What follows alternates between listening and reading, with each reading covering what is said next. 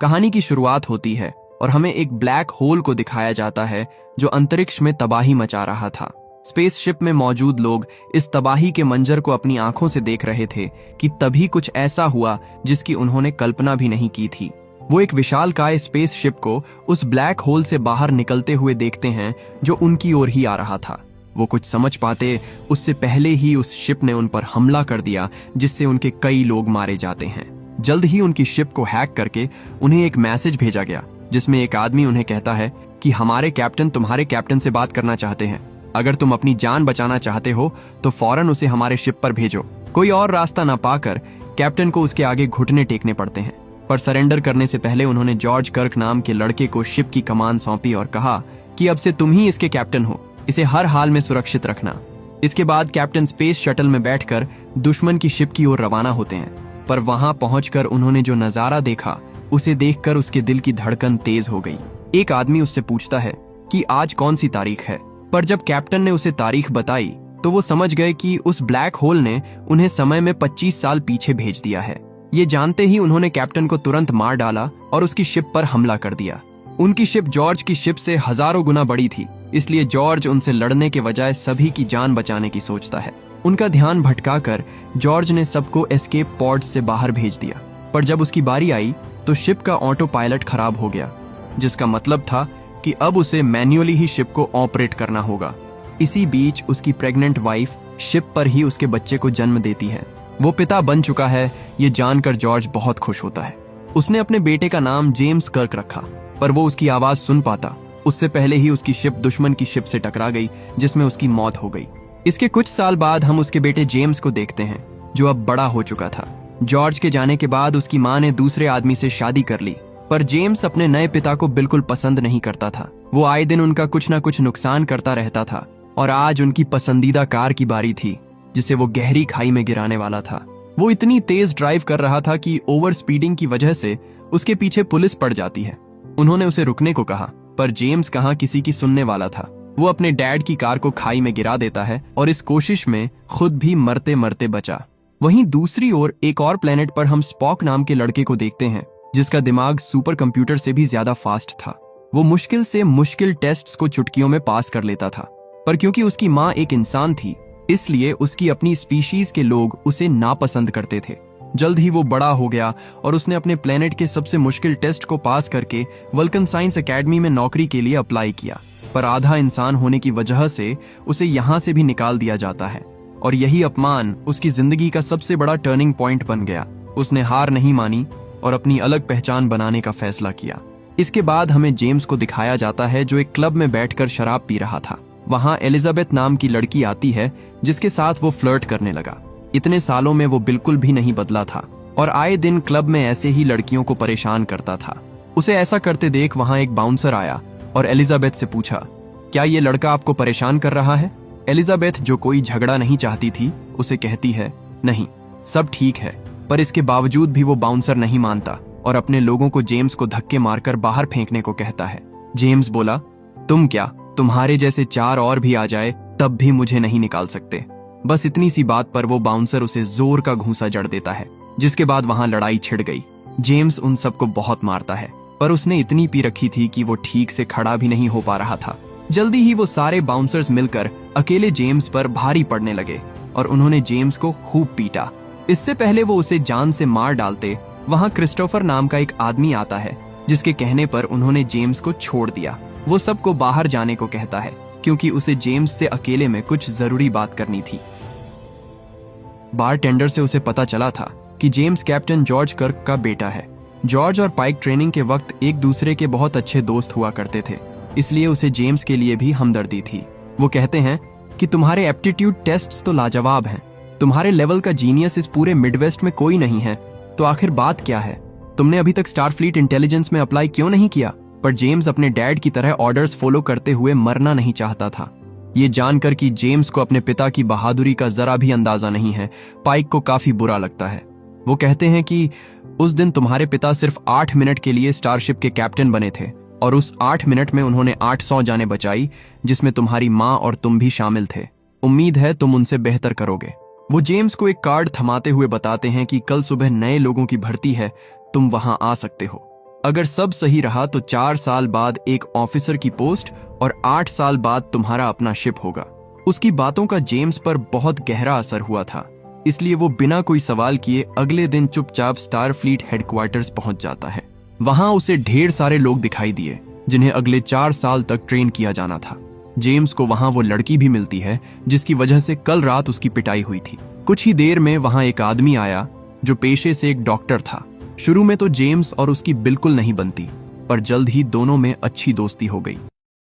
इसके बाद कहानी 3 साल आगे शिफ्ट होती है और हमें बताया जाता है कि जेम्स इतना स्मार्ट था कि उसने अपनी 4 साल की ट्रेनिंग को 3 साल में ही खत्म कर लिया। जहां बाकी लोग टेस्ट को क्लियर करने के लिए अपनी जी जान लगा दे रहे थे, वहीं जेम्स कुछ ना करके भी बड़े आराम से टेस्ट्स क्लियर कर दिया करता था। हालांकि वो अब भी अपनी हरकतों से बाज नहीं आया था। आए दिन वो किसी न किसी नए लड़की के साथ पकड़ा ही जाता था। आज भी उसका एक इम्पोर्टेंट टेस्ट था। ऐसा माना जाता था कि ये स्टारफ्लीट एकेडमी का सबसे मुश्किल टेस्ट होता है जिसे बहुत कम लोग ही क्लियर कर पाते थे। इस टेस्ट में जेम्स को एक सिमुलेशन में बिठाया गया जिसमें उसे अपनी टीम को लीड करते हुए दुश्मन की शिप को डिस्ट्रॉय करना था। जैसे ही ये टेस्ट शुरू हुआ, सब घबरा गए क्योंकि उनकी शिप पर लगातार हमले हो रहे थे, जिससे शिप का काफी ज्यादा हिस्सा डैमेज हो गया। पर जेम्स के चेहरे पर एक शिकन भी नहीं आती। उसके लिए ये बिल्कुल एक वीडियो गेम जैसा था। वो हर टेस्ट की तरह इस टेस्ट को भी सीरियस नहीं ले रहा था। दुश्मन उन पर निशाना साधे हुए थे, पर वो कहता है, डरने की कोई बात नहीं।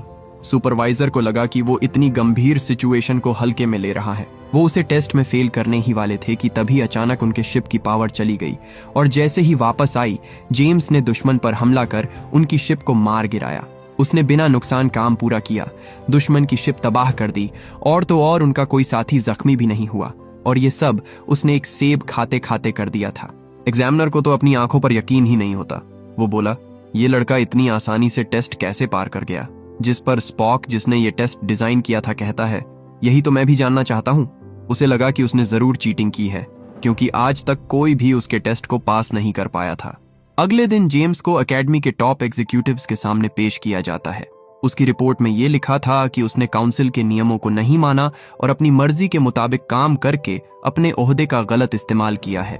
जेम्स अपनी सफाई में कुछ भी कहने से पहले सबसे पहले उससे बात करना चाहता था जिसने उस पर चीटिंग के इल्जाम लगाए थे।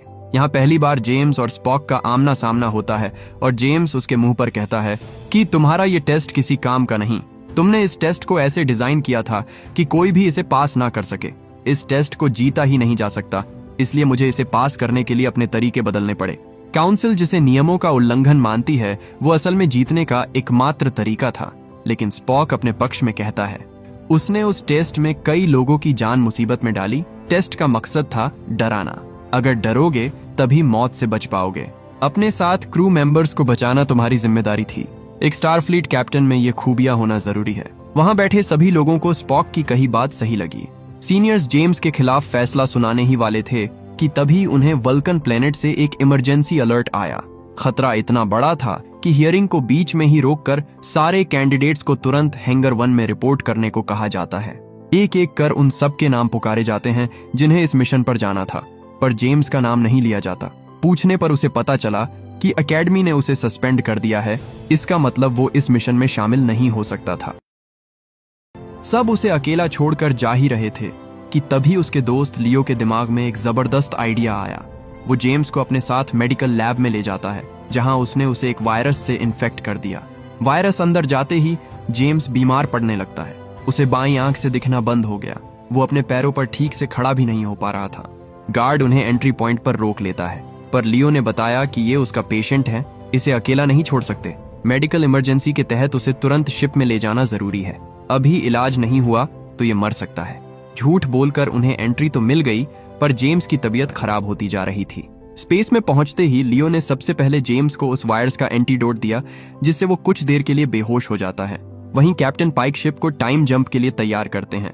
बाकी के शिप्स वल्कन प्लेनेट के लिए रवाना हो जाते हैं, पर उनके शिप में कुछ दिक्कत आ गई जिस वजह से उन्हें थोड़ी देर हो जाती है। इसी बीच एक आदमी ने सबको बताया कि वल्कन प्लेनेट के पास मौजूद अंतरिक्ष में उन्हें बिजली कड़कने के संकेत मिले हैं। ये सुनते ही जेम्स एकदम से होश में आ जाता है। उसने लियो को जल्दी से कैप्टन के पास चलने को कहा क्योंकि वो समझ गया था कि ये एक जाल है जो दुश्मन ने उनके लिए बिछाया है। क्योंकि ऐसे ही संकेत 25 साल पहले उसके डैड को भी मिले थे और फिर उनकी शिप को तबाह कर दिया गया।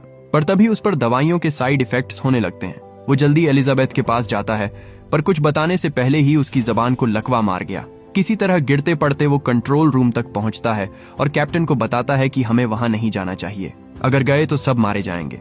वो कोई आम शिप नहीं है, उसमें एक से बढ़कर एक एडवांस्ड वेपन्स है। स्पॉक, जो उसे बिल्कुल पसंद नहीं करता था, जेम्स को बाहर फेंकने को कहता है, पर जब एलिजाबेथ ने उन्हें बताया कि उनसे पहले गए शिप्स से उनका कोई कांटेक्ट नहीं हो पा रहा, तो वो समझ गए कि कुछ तो गड़बड़ है।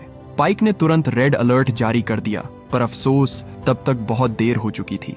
वो जैसे ही उस प्लेनेट पर पहुंचे, उन्होंने देखा कि उनसे पहले आई सारी शिप्स डिस्ट्रॉय हो चुकी थीं।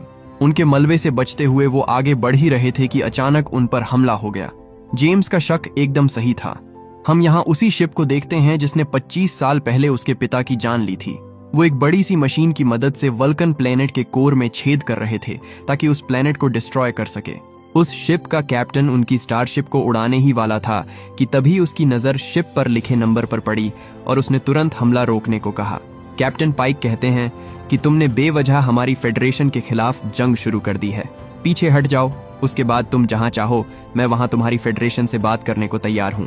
पर नीरो सिर्फ स्पॉक से बात करना चाहता था। स्पॉक बोला, क्या हम एक दूसरे को जानते हैं? जिस पर नीरो का जवाब आया, नहीं, अभी तक तो नहीं, पर जल्द ही जान जाओगे।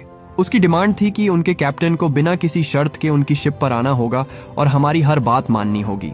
जेम्स जानता था कि वहां जाकर उनका भी वही हश्र होगा जो उसके पिता का हुआ था, इसलिए वो उन्हें उसके पास जाने से मना करता है। पर अपने लोगों की जान बचाने के लिए पाइक ये कुर्बानी देने को तैयार थे। उन्होंने जाने से पहले जेम्स को फर्स्ट ऑफिसर बना दिया और स्पॉक को अपनी कैप्टन की पोस्ट दी ताकि उनकी गैर मौजूदगी में भी शिप की कमान मजबूत हाथों में रहे। उन्हें वल्कन प्लेनेट के लोगों को भी बचाना था, पर बिना उस मशीन को तबाह किए वो लोग अपनी टेलीपोर्टेशन बीम को इस्तेमाल नहीं कर सकते थे। उन्होंने जेम्स को नीचे जाकर उस मशीन को डिस्ट्रॉय करने को कहा, जिसके बाद जेम्स और 2 लोगों के साथ सीधा स्पेस से जंप लगा देता है। ग्रेविटी की वजह से उनका सर फटने को हो रहा था, पर किसी तरह वो उस प्लेनेट के एटमॉस्फेयर में एंटर कर जाते हैं। इसी बीच हम नीरो को देखते हैं, जो अपने लोगों को रेड मैटर तैयार करने को कहता है। रेड मैटर एक ऐसा लिक्विड था जिसकी सिर्फ एक बूंद से इतना विशाल ब्लैक होल बनाया जा सकता था जो पूरे प्लेनेट को निगल जाए, और इस प्लेनेट के साथ वो बिल्कुल यही करने वाला था। उधर जेम्स नीचे आते ही पैराशूट खोल देता है, पर उसके एक साथी ने पैराशूट खोलने में थोड़ी देर कर दी, जिस वजह से वो सीधा उस मशीन में लगे थ्रस्टर में जा गिरा और उसकी मौत हो गई।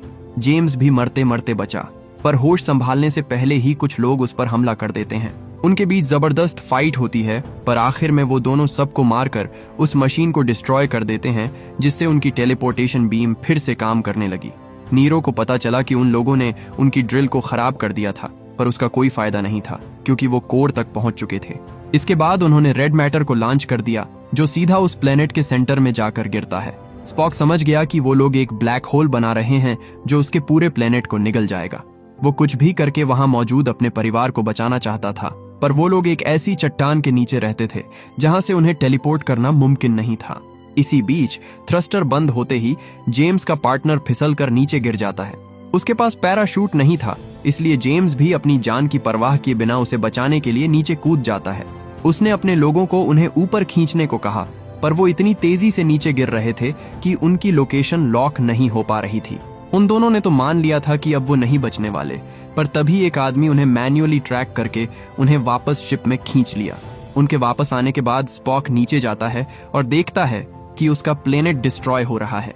वो बिना देर किए अपने परिवार के पास जाता है और उन्हें बाहर लाने की कोशिश करता है ताकि उन सबको सही सलामत शिप में टेलीपोर्ट किया जा सके। बाहर निकलते ही वो टेलीपोर्टेशन बीम की रेंज में आ जाते हैं, पर इतने सारे लोगों को टेलीपोर्ट करने में थोड़ा समय लगने वाला था, और बस इसी चंद सेकंड्स की देरी की वजह से स्पॉक की मां टेलीपोर्ट होने से पहले ही खाई में गिर जाती है।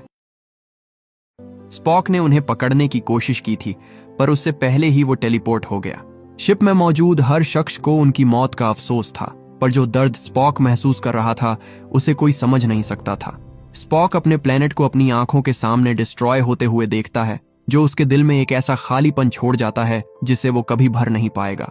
इसी बीच हम नीरो को देखते हैं, जो उनके कैप्टन को लेकर फरार हो चुका था।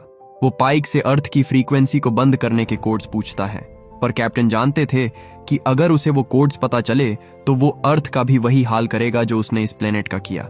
वो नीरो को वो कोड्स नहीं बताता, पर नीरो के पास उससे जानकारी निकलवाने के और भी तरीके थे। वो लोग उसे बहुत टॉर्चर करते हैं और उसे ऐसा दर्द देते हैं कि उसके आगे मौत भी आसान लगने लगे। स्पॉक समझ गया था कि नीरो जरूर फ्यूचर से आया है, इसलिए उसके वेपन्स इतने एडवांस्ड हैं। सीधे तौर पर उनसे लड़ने का मतलब था अपनी और अपने क्रू मेंबर्स की जान को खतरे में डालना। जेम्स कहता है कि हमें सबसे पहले अपने कैप्टन को बचाना होगा, क्योंकि अगर नीरो को कोड्स मिल गए तो वो बाकी प्लैनेट्स को भी डिस्ट्रॉय कर देगा। पर स्पॉक जज्बाती होकर फैसले करने वालों में से नहीं था। बिना सोचे समझे और 10 लोगों से परमिशन ली बगैर वो कुछ नहीं करने वाला था। बस इसी बात पर उन दोनों में बहस हो जाती है और जेम्स खुलेआम उसके कैप्टन होने की काबिलियत पर सवाल उठाता है। स्पॉक, जो उसे बिल्कुल पसंद नहीं करता था, गार्ड्स को उसे बाहर फेंकने को कहता है। पर जब जेम्स ने उसे ले जा रहे गार्ड्स पर हाथ उठाया तो स्पॉक ने सजा के तौर पर उसे एक अनजान प्लेनेट पर फेंक दिया। जब जेम्स की आंख खुली तो उसे पता चला कि वो डेल्टा वेगा प्लेनेट पर है। ये पूरा प्लेनेट बर्फ से ढका हुआ था और वहां की ठंड इंसान को बस कुछ ही मिनटों में खत्म कर सकती थी। जेम्स इस खून जमाने वाली ठंड से होता हुआ सबसे नजदीकी आउटपोस्ट तक जाने की कोशिश करता है, पर रास्ते में उसे एक एलियन दिखाई दिया जो उस पर हमला कर देता है। जेम्स उससे बचते हुए किसी तरह एक गुफा में घुस जाता है, पर बावजूद इसके उस एलियन ने उसका पीछा नहीं छोड़ा। वो उसे जिंदा निगलने ही वाला था कि तभी एक आदमी हाथ में मशाल लिए अचानक उसके सामने आ जाता है और आग की लपटों से उस एलियन को डराकर भगा देता है। जेम्स ने उस बूढ़े आदमी को पहली बार देखा था, पर वो जेम्स को अच्छे से जानता था। यहाँ उसे पता चला कि उसके सामने खड़ा शख्स कोई और नहीं बल्कि स्पॉक है, जो अब बूढ़ा हो चुका था। उसे पता चला कि ये स्पॉक भी नीरो के साथ फ्यूचर से आया है और उसे पता है कि आगे क्या होने वाला है। स्पॉक उसे बताता है कि आज से 129 साल बाद एक बहुत बड़ा सुपरनोवा फटेगा जिससे सारी गैलेक्सीज तबाह हो जाएगी। उसने नीरो से वादा किया था कि वो उसके प्लेनेट को बचाएगा, फिर चाहे उसके लिए उसे कुछ भी करना पड़े। स्पॉक ने रेड मैटर से एक ब्लैक होल बनाने की कोशिश की जो उस सुपरनोवा को अब्सॉर्ब कर लेता, लेकिन ब्लैक होल बनने के बाद भी उस सुपरनोवा की गर्मी नीरो के प्लेनेट तक पहुंच गई, जिससे उसका प्लेनेट डिस्ट्रॉय हो गया। नीरो इसका जिम्मेदार मुझे मानता था, इसलिए जब मैं उस सुपरनोवा को खत्म करके वापस लौट रहा था तो उसने मेरी शिप पर हमला कर दिया।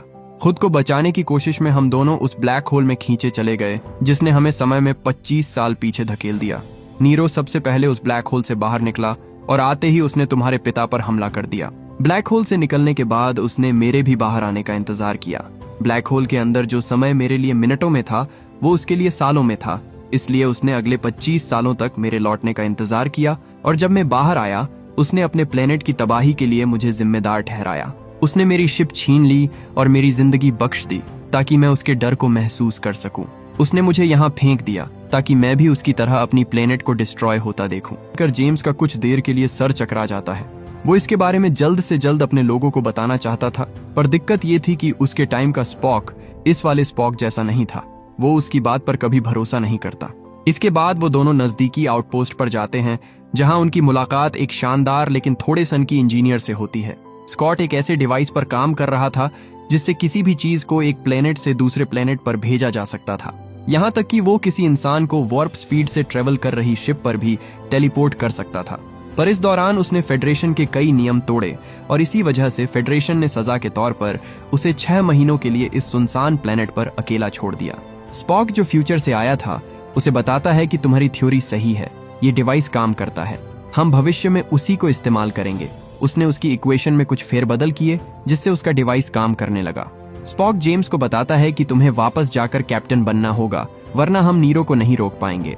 पर जेम्स को डर था कि जब लोग उससे पूछेंगे कि वो इतना सब कैसे जानता है तो वो उसका क्या जवाब देगा। वो स्पॉक को भी साथ चलने को कहता है, पर उन्होंने साथ चलने से मना कर दिया। स्पॉक उसे कहते हैं कि तुम्हें इस राज को राज ही रखना होगा, वरना सारे किए कराए पर पानी फिर जाएगा। फिर वो जेम्स को एक खास नियम के बारे में बताते हैं, एक ऐसा नियम जिसे इस्तेमाल करके वो स्पॉक को कैप्टन की पोस्ट से हटा सकता था। जेम्स ने उनकी बात मानी और अपनी शिप पर वापस लौट आया, पर एक छोटी सी गलती की वजह से स्कॉट शिप के फिल्टर सिस्टम में फंस जाता है। इससे पहले वो रिएक्टर में फंसकर मारा जाता, जेम्स ने सही समय पर एक वेल्व खोलकर उसे बचा लिया। उनकी इस इल्लीगल एक्टिविटी की वजह से स्पॉक को शिप में उनकी मौजूदगी का पता चल जाता है। उसने तुरंत रेड अलर्ट जारी कर दिया, जिसके बाद उन्हें पकड़ लिया जाता है। जेम्स को दोबारा अपने सामने देखकर उसे अपनी आंखों पर यकीन नहीं होता।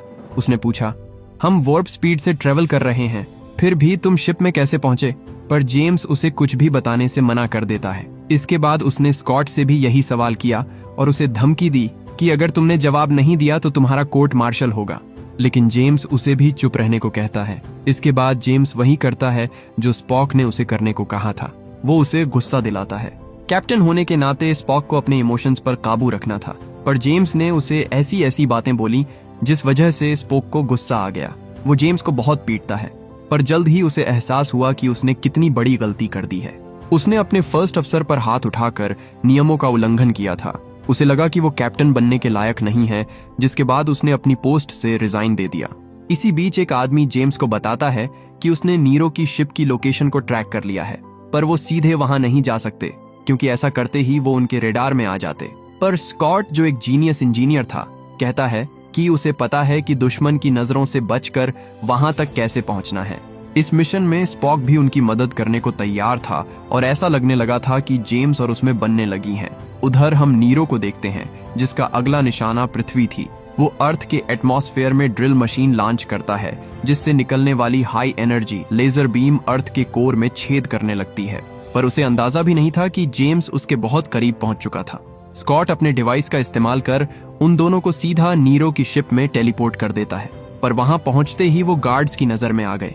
दोनों अपनी जान बचाते हुए आगे बढ़ते हैं। स्पॉक ने एक आदमी का दिमाग पढ़कर पता लगाया कि उनके कैप्टन और वो रेड मैटर कहाँ है। वो दोनों जल्दी से एक शिप में आते हैं और क्योंकि वो शिप भविष्य से आए स्पॉक की थी, इसलिए शिप का एडवांस्ड सिस्टम इस वाले स्पॉक को भी अपना कैप्टन समझकर उसे शिप का पूरा एक्सेस दे देता है। स्पॉक तुरंत समझ गया कि जेम्स उससे कुछ छुपा रहा है, पर यह सवाल जवाब के लिए सही वक्त नहीं था।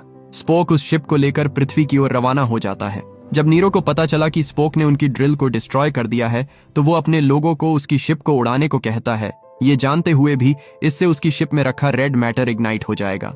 स्पॉक उस शिप को लेकर पृथ्वी से दूर चला जाता है, पर नीरो ने उसका पीछा किया और उसे ढूंढ निकाला। वो उस पर एक साथ कई टॉरपीडो फायर करते हैं, पर स्पॉक पीछे नहीं हटता क्योंकि वो यही तो चाहता था। इससे पहले एक भी मिसाइल उससे टकराती, वह छुपी हुई स्टार फ्लीट की स्पेसशिप अचानक से उन पर हमला कर उनकी सारी मिसाइल्स को डिस्ट्रॉय कर देती है। इसी बीच हम जेम्स को देखते हैं, जो अपनी जान जोखिम में डालकर कैप्टन पाइक को बचा लेता है। उधर स्पॉक फुल स्पीड में नीरो की शिप की ओर बढ़ रहा था। जब तक नीरो समझ पाता कि वो उससे टकराने वाला है, तब तक बहुत देर हो चुकी थी। टक्कर होने से पहले स्पॉक जेम्स और कैप्टन पाइक के साथ सही सलामत शिप में टेलीपोर्ट हो जाता है। रेड मैटर से लैस उसकी शिप नीरो की शिप से टकराते ही उसके मॉलिक्यूल्स इग्नाइट हो जाते हैं, जिससे वहां एक ब्लैक होल बनना शुरू हो गया। देखते ही देखते वो ब्लैक होल नीरो की शिप को अपने अंदर निगलने लगता है, जिससे उसके शिप के टुकड़े होने लगते हैं। जेम्स कहता है कि तुम्हारी शिप तबाह कर दी गई है, हमारी बात मानोगे तो तुम्हें और तुम्हारे साथियों को बख्श दिया जाएगा, वरना तुम अंजाम जानते ही हो। पर नीरो बदले की आग में इतना अंधा हो चुका था कि उसने अपने सारे साथियों को मरने दिया। वो ब्लैक होल उन सबको अपने अंदर निगल जाता है, जिससे बच पाना उनके लिए भी नामुमकिन था। इससे पहले वो लोग भी उसकी चपेट में आ जाते। जेम्स घर चलने को कहता है, पर उन्होंने जैसे ही अपनी शिप मोड़ी, उनकी शिप उस ब्लैक होल की ग्रेविटेशनल फोर्स की वजह से आगे नहीं बढ़ पाती। देखते ही देखते शिप के टुकड़े होने लगे, पर स्कॉट उस ब्लैक होल में एक हाई एनर्जी वॉरहेड फेंक देता है, जिससे होने वाले धमाके ने उनकी शिप को आगे धकेल दिया और वो सब उस ब्लैक होल की चपेट से बाहर निकल गए। जेम्स ने अपनी बहादुरी और समझदारी से इस पूरी दुनिया को एक बड़े खतरे से बचाया था, इसलिए उसके सम्मान के लिए एक असेंबली बैठाई जाती है, जहां जेम्स को आधिकारिक तौर पर यूएसएस एंटरप्राइज के कैप्टन की जिम्मेदारी सौंपी गई। सब उसके लिए खुश थे और कैप्टन पाइक को भी उसे इस ओहदे पर देखकर बहुत गर्व होता है। आखिर में स्पॉक जेम्स के पास आता है और उसकी शिप में फर्स्ट ऑफिसर की पोस्ट के लिए अप्लाई करता है, जिसे जेम्स ने एक्सेप्ट कर लिया क्योंकि उसे स्पॉक जैसे काबिल साथी की बहुत जरूरत थी। इसी के साथ ये मूवी यहीं खत्म हो जाती है। उम्मीद करता हूं कि ये कहानी आपको पसंद आई होगी। Thank you for watching.